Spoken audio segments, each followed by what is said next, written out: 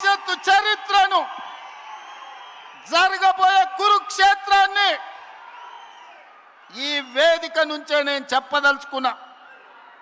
కౌరవ వంశాన్ని సర్వం తెలంగాణ గడ్డ మీద నుంచి తొలగించే వరకు, కౌరవ వంశం అంటే కల్వకుంట్ల కుటుంబం.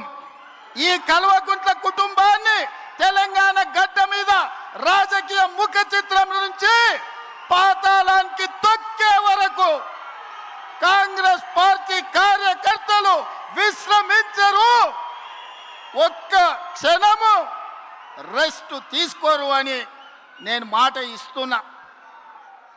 మీడియా మిత్రులారా, ఈనాడు కేంద్రంలో జరుగుతున్న రాజకీయ పరిణామాలు మనం చూస్తున్నాం.